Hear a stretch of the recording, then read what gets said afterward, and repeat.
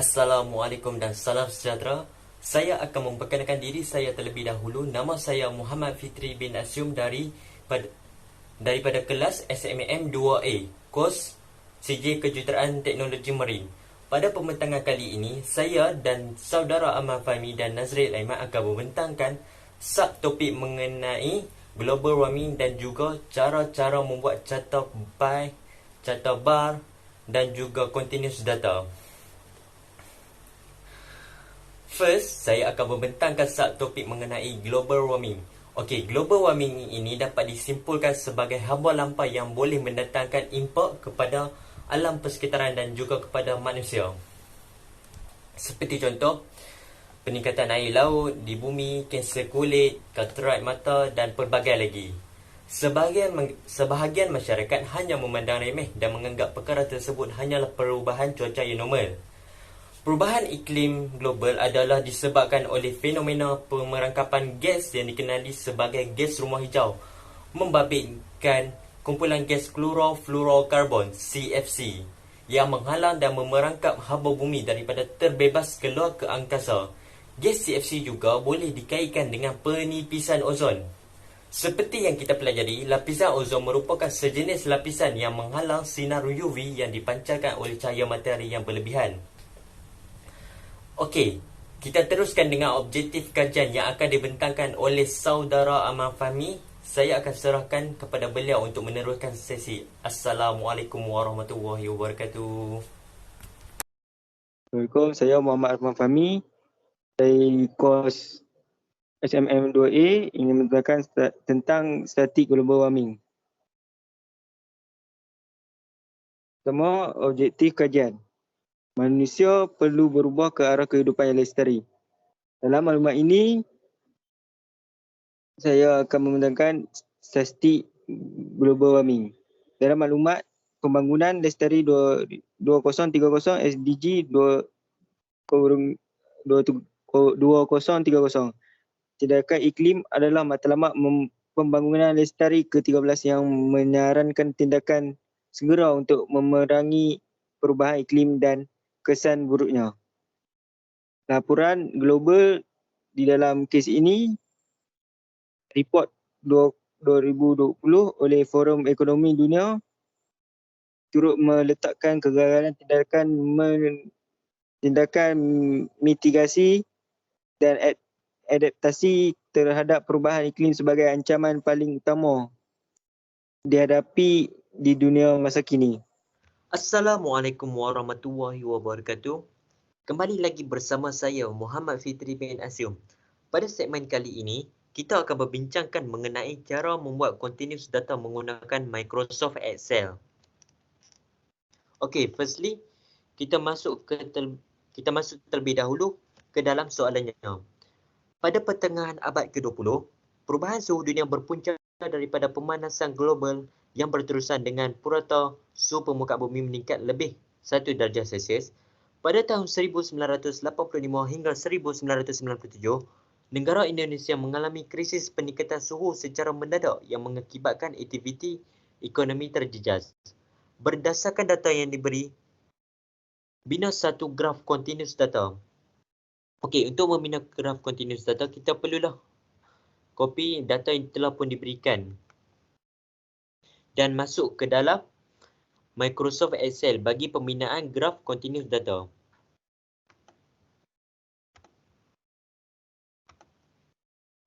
Okey, kemudian untuk membina graf continuous data, kita perlulah masuk ke insert bagi pemilihan jenis-jenis graf yang telah pun disediakan oleh Microsoft Excel. Untuk membina graf continuous data, kita perlulah memilih insert line or area chart. Okey, seperti yang anda lihat di sini. Inilah seperti contoh continuous data. Okey. Untuk mengisi maklumat ke dalam graf, kita perlulah right click mouse and then select data. Okey. Di bahagian sini kita perlulah masukkan tahun. Okey. Dan di sini kita masukkan sini, okey.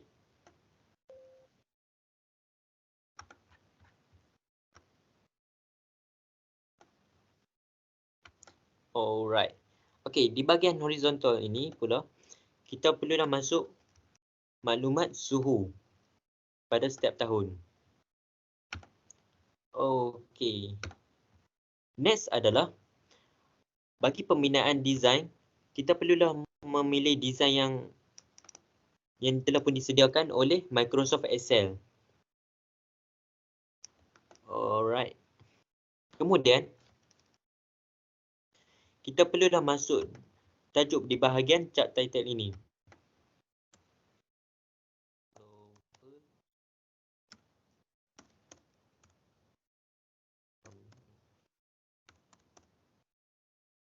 Okey.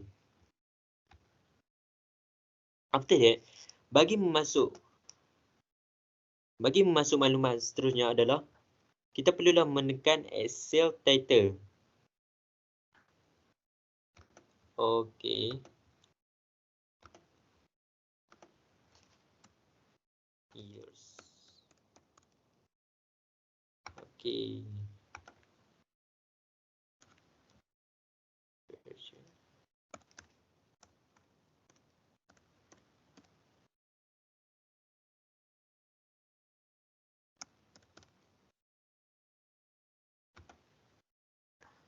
Okey. Seterusnya, kita perlulah copy terlebih dahulu graf tersebut dan pindah ke Microsoft Word. Okey, seperti inilah maklumat yang telah pun graf yang telah pun saya bina tadi. Okey. Okey, next question adalah cari maklumat yang berguna seperti purata, kekerapan tertinggi dan terendah, peratus julat dan sebagainya berdasarkan data di bawah. Okey, untuk mencari kumulatif frekuensi, kita hanya perlu mencampurkan di bahagian kekerapan sahaja, bahagian suhu ni ya. Okey, seperti contoh 39.9 darjah Celsius. Okey, seterusnya 39.9 darjah Celsius ni tambah dengan 40.1 darjah Celsius akan jadi 80.0 darjah Celsius. 80 tambah 40 akan jadi 120.0 darjah Celsius. 120 darjah Celsius tambah dengan 40.6 darjah Celsius akan jadi 160.6 darjah Celsius. Okey. Untuk mencari highest frekuensi dan lowest frekuensi, kita hanya perlu melihat di bahagian kekerapan sahaja. Okey, dekat sini temperature ni adalah kekerapan ya. Hak ni adalah kekerapan longgokan. Macam kekerapan tambah hala. Okey, so highest frekuensinya adalah 40.6 darjah Celsius, manakala lowest frekuensinya pula adalah 39.9 darjah Celsius. Okey, next adalah untuk mencari mid, kita hanya perlu mencampurkan semua kekerapan tersebut bahagi jumlah kekerapan. Okey, contohnya seperti ini ya. 39.9 tambah 40.1 tambah 40.0 tambah 40.6 bahagi dengan jumlah frekuensi. Okey, so 1, 2, 3, 4. Okey, so 4. Okey, so jumlah semua ni kita akan jadi dapat 160.6 darjah. So bahagi dengan 4. So totally kita akan dapat 40.15. Okey. Untuk mencari mode ni, okey, kita perlu melihat di bahagian kekerapan. Okey. Okey, untuk mencari mode ni kan, senang saja. Kita hanya perlu melihat nombor yang berulang banyak kali. Okey, seperti yang anda lihat dekat sini kan. Okey. Dekat sini tak ada satu pun nombor yang berulang. Okey, nombor yang berulang ni maksud saya macam, okey, sekiranya dekat sini 39.9 darjah Celsius, dekat sini pun 39.9 darjah Celsius, maka kita bolehlah tulis di bahagian mode ini. Okey, so macam apa yang dalam data ni tersebut, tiada satu pun mode. Okey, So dekat sini kita letak tiada. Okey, untuk mencari median pula adalah kita hanya perlu menyusun kekerapan ini secara menaik. Okey, seperti contoh 39.9 darjah Celsius, 40.0, 40.1.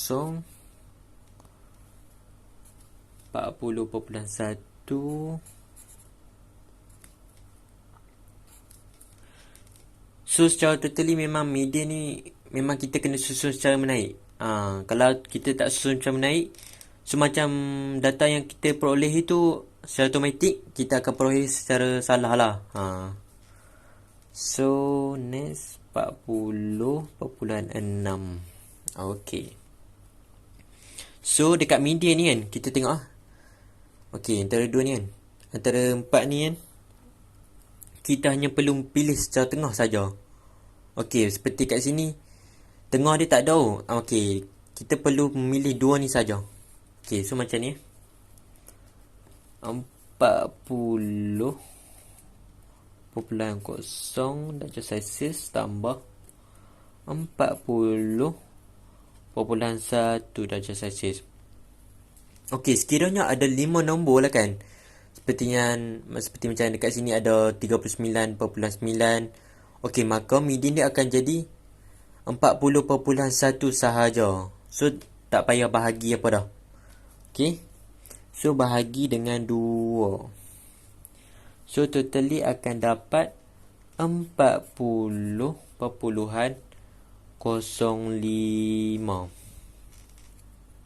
Alright. Okey, soalan pembinaan graf seterusnya saya akan memperserahkan kepada saudara Amran Fahmi dan juga Nazril Aiman. Seterusnya saya akan membentangkan statistik global warming. Global warming juga boleh dikaitkan dengan pembebasan gas yang bahaya seperti CFC 113, CFC 115, HCFC 141B, HCFC 142B yang boleh menyebabkan penipisan ozon.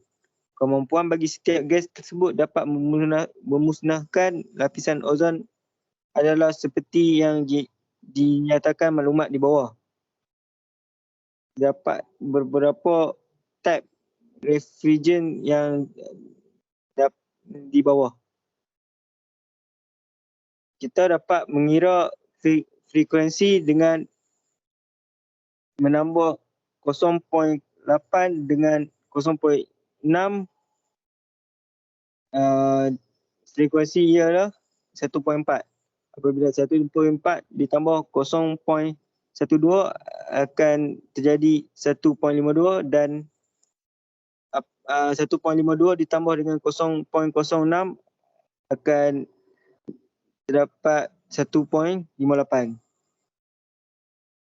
Di bawah terdapat pengiraan satu cara pai yang menunjukkan penipisan ozon di atmosfera. 0.8 dibahagi dengan 1.58 darab 360 darjah. Jawapan dia 182.28 darjah. Seterusnya 0.6 dibahagi dengan 1.58 didarab dengan 360 darjah. Persamaan dia ialah 136.71 darjah. Seterusnya 0.12 dibahagi dengan 1.58 didarab dengan 360. Persamaan dia 27.34 darjah. Dan akhir sekali 0.06 dibahagi dengan 1.58 dan didarab dengan 360 darjah. Jawapannya ialah 13.67 darjah. Seterusnya kita akan bina satu carta pai di bawah.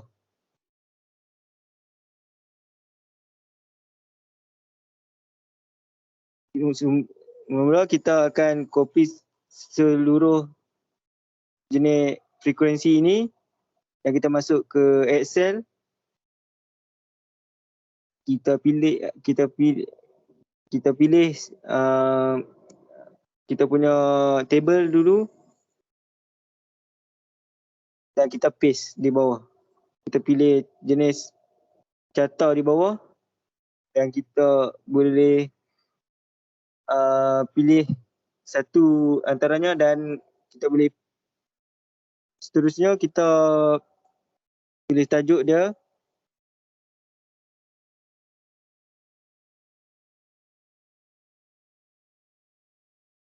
Kita tulis percentage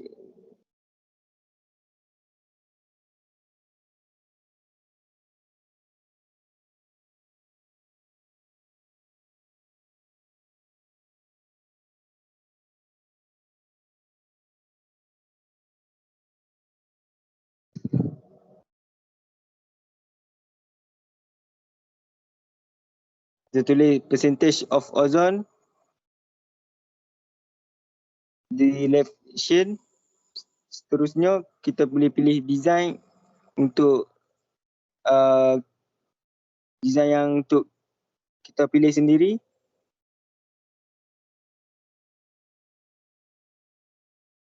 Dan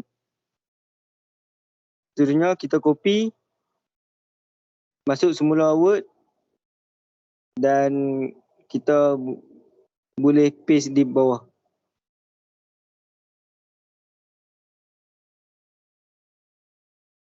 Seterusnya saya akan memberi penerangan semula kepada Muhammad Nazir Aiman.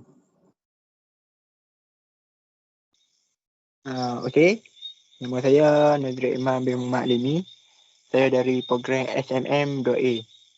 Okey, saya diberi tugasan untuk menerangkan mengenai import statik global warming. Okey. Import statik global warming yang ketara terhadap alam kita akibat pemanasan global yang paling terjejas pernah direkodkan adalah peningkatan paras air laut di bumi menyebabkan banjir dan kisar pantai. Berdasarkan data yang ditunjukkan di bawah satu graf bar yang di mana menunjukkan peningkatan paras air laut pada setiap tahun. Okey, kita boleh nampak carta di bawah. Okey, cara untuk buat carta, untuk kita buat graf bar ialah seperti kita copy carta tersebut. Kemudian kita masuk ke dalam Excel.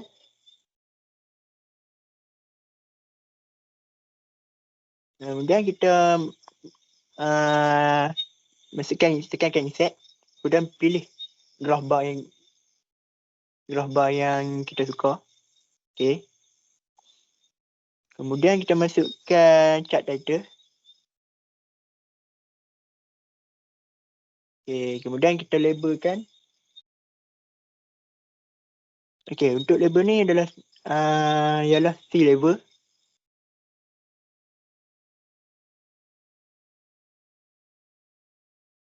Okey, untuk kita tambah pula label untuk menegak iaitu milimeter.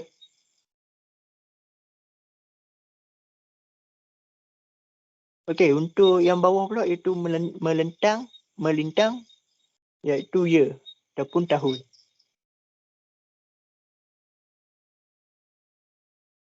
Okey, kemudian dah siap label, kita boleh pilih design mana yang kita suka. Okey, yang kami telah memilih design 6 iaitu design yang agak cantik sikit. Okey, kemudian kita copy. Kemudian masuk ke dalam Word dan paste. Kita paste kat ruang yang kosong. Okey, kita boleh nampak graf tu dah jadi. Okey, kemudian kita masuk pula kepada kesimpulan. Okey, ini adalah kesimpulan untuk statistik global warming. Okey, kesimpulannya adalah sebagai salah satu permasalahan global, perubahan iklim tidak hanya dirasakan oleh sebahagian wilayah saja. Wilayah Kepulauan Pasifik dianggap sebagai barisan terdepan yang akan merasakan dampak dari perubahan iklim. Namun hal ini tidak berarti bahawa wilayah dan negara lainnya tidak akan merasakan dampak dari perubahan iklim. Kondisi negara di wilayah Kepulauan Pasifik yang rentan akan dampak dari perubahan iklim disebabkan oleh kondisi geografi dan ketergantungan masyarakat dengan hal-hal yang berhubungan dengan lingkungan dan sumber daya alam sebagai mata pencarian. Jika tidak adanya kesedaran dan collective action dari pihak internasional, maka tidak hanya wilayah Kepulauan Pasifik saja yang mengalami kerugian dari dampak yang disebabkan oleh perubahan iklim, tapi negara-negara lain akan mengalami hal yang sama, bahkan lebih signifikan seiring memburukkan permasalahan perubahan iklim. Okay.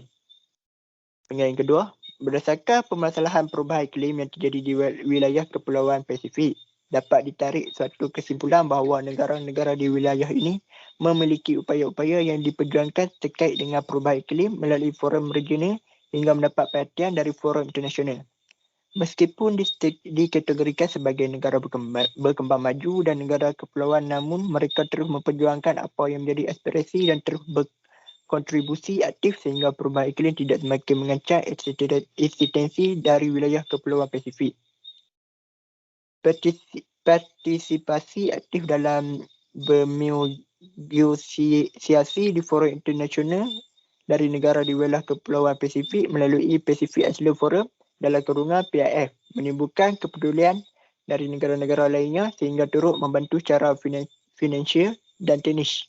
Bantuan tersebut dapat memudahkan negara di wilayah Kepulauan Pasifik dalam menghadapi kerentanan yang disebabkan oleh perubahan iklim. Sekian, terima kasih. Berdasarkan penerangan yang telah dibentangkan oleh tim saya sebentar tadi, saya berharap anda memperoleh sesuatu ilmu yang bermanfaat dari video ini. Saya Muhammad Fitri bin Asyum ingin mengucapkan ribuan terima kasih kepada setiap individu yang terlibat secara langsung dan tidak langsung. Itu sahaja pembentangan dari tim kami. Sekian, terima kasih. Assalamualaikum warahmatullahi wabarakatuh.